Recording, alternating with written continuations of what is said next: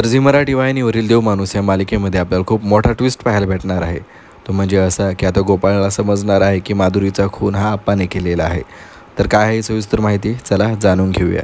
त्याआधी जर तुम्ही आपल्या चॅनलवरती नवीन असाल तर व्हिडिओला लाईक आणि आपले चॅनल सबस्क्राईब नक्कीच करा।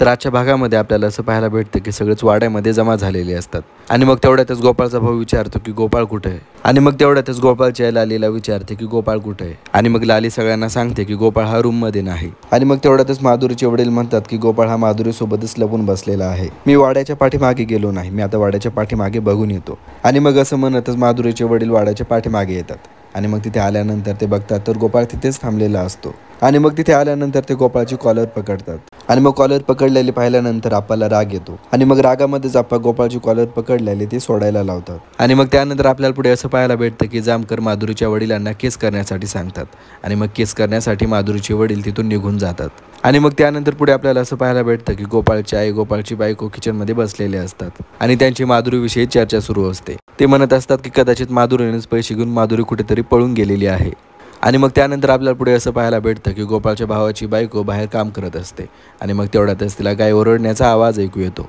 तिला वाटतं की गायला कदाचित भूक लागलेली आहे म्हणून ती चारा टाकण्यासाठी गायीकडे जाते आणि मग तेवढ्यातच त्या ठिकाणी गोपाळ पळत येतो आणि हातामधला चारा घेऊन तो परत टाकतो आणि मग तो म्हणतो की हा चारा चांगला नाही, या चाऱ्यामुळे गाय सारखी ओरडत आहे। आणि मग दोघांचं बोलणं सुरू असतानाच घरातले सगळे लोक त्या ठिकाणी जमा होतात आणि त्यांना सुद्धा हाच प्रश्न पडतो की गाय सारखी का ओरडत आहे आणि मग गोपाळची सावत्राई म्हणते की कदाचित गायने खूप वाईट काहीतरी पाहिलेलं आहे आणि मग आजचा भाग हा इथे संपतो आणि यानंतर देव माणूस या मालिकेचा एक नवीन प्रोमो सुद्धा प्रदर्शित झालेला आहे ज्यामध्ये आपल्याला असं पाहायला भेटतं की आप्पा घराच्या बाहेर जात असतात आणि मग तेवढ्यातच गोपाळची आई आप्पाला घराच्या बाहेर जाण्यापासून अडवत असते।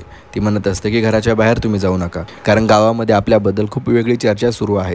तरी सुद्धा आप्पा मात्र तिचं काहीच ऐकत नाही आणि ते घराच्या बाहेर जातात आणि मग त्यानंतर आपल्याला पुढे असं दाखवण्यात आलेलं आहे की गोपाळ बाहेर येतो आणि तो स्वतःशीच म्हणतो की बाईचं आणि याचं काय सुरू आहे आणि मग तो आप्पाच्या पाठीमागे जातो आणि मग गेल्यानंतर तो हळूच आप्पाचं बोलणं ऐकतो ज्यामध्ये एक बाई आप्पाला म्हणत असते की तुम्ही काम केलं का।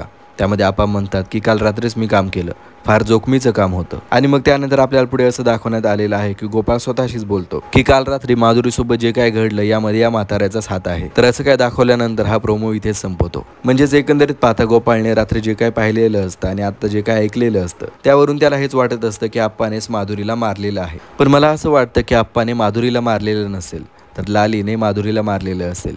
तर तुम्हाला काय वाटतं की माधुरीचा खून कोणी केला असेल हे कमेंट करून नक्कीच कळवा।